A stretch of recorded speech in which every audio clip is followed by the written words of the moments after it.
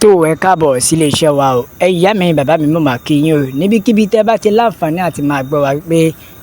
etí tẹ́ fi ń gbọ́ wa kò ní di o bákan náà ojú tẹ́ sì ti fi ń rí wa náà kò tún ní fọ́ àwa láò máa wá ẹ̀yin náà láò máa bá ìròyìn rèé o àfikún Ọlọ́run kó máa gbà wá kó máa ṣọ́ wa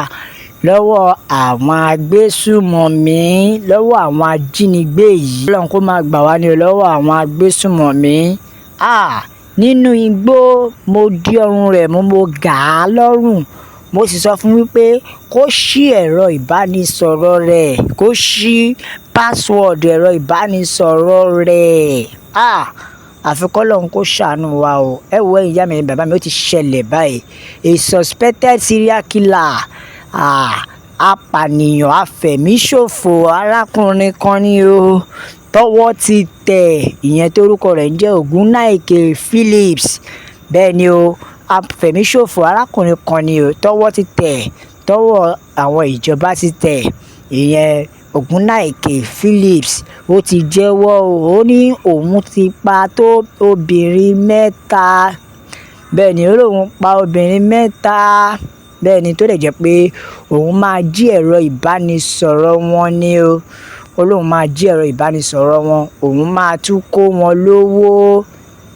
olóhùn máa jí ẹ̀rọ ìbánisọ̀rọ̀ ó ní tóun bá ti jí wọn gbé tán òun máa gà wọ́n lọ́rùn mọ́lẹ̀ òun á wá ní ó yá ẹ ṣí ẹ̀rọ ìbánisọ̀rọ̀ yín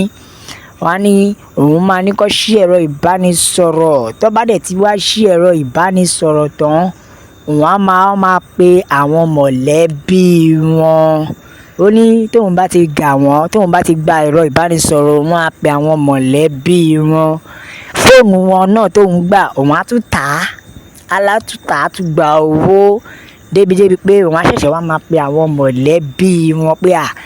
ẹ yá o ẹ mú iye báyìí wá o a máa fi wọ́n gba ransom tó dẹ̀ jẹ́ pé ó máa tún pa àwọn tó jí gbé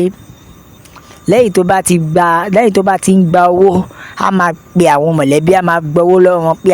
ẹ mú iye báyìí wá o láì mọ̀ pé ó ti pa èèyàn wọn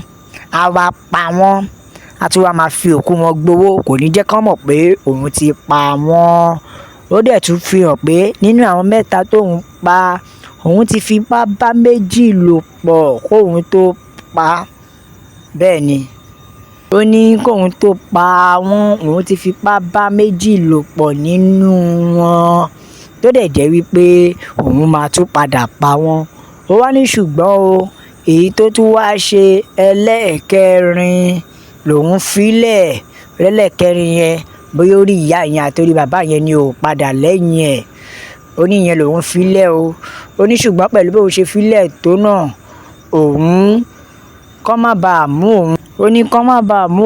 òun á tún ṣe kí ni òun ló ń fi ẹyọ kan tó kù yẹn sílẹ̀ ẹ tún máa gbọ́ ohun tó tún sọ o ó ní yàtọ̀ sí yẹn ó ní yàtọ̀ sí yẹn ó ní yàtọ̀ sí yẹn pé òun ti lo oríṣiríṣi orúkọ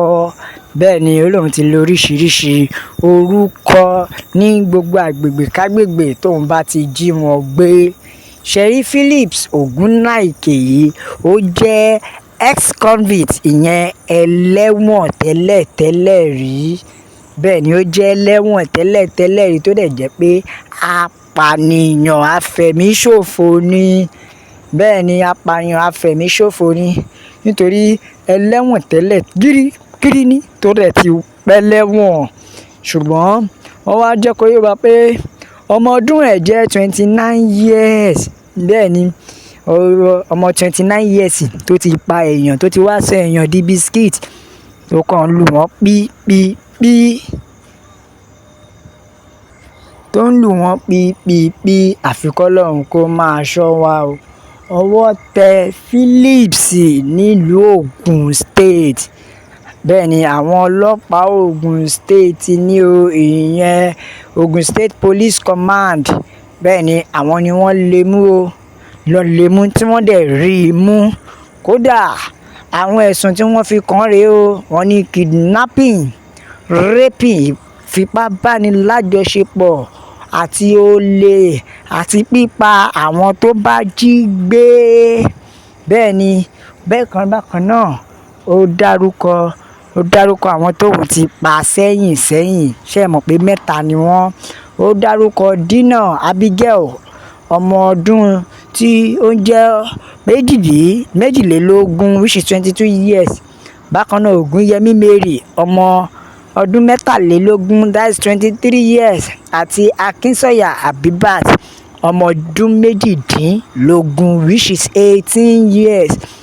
Ó láwọn mẹ́ta tóun ti pa rèé o, bẹ́ẹ̀ ni ó láwọn mẹ́ta tóun ti pa nìyẹn. Àfi k'Ọlọ́run kó máa ṣọ́ wa o. Ṣé rí gbogbo abiyamọ ẹ bá wa máa mójútó àwọn ọmọ wa obìnrin o.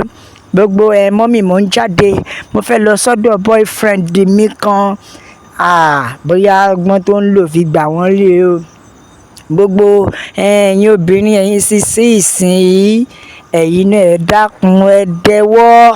ẹ dẹ́kun ìrìnkúrìn ìrìn ànùmádàrò ìrìn àlọ láì dágbére ìrìn àjò tá a máa lọ tá ò ní dé k'Ọlọ́run má mà jẹ́ a bá wọn rí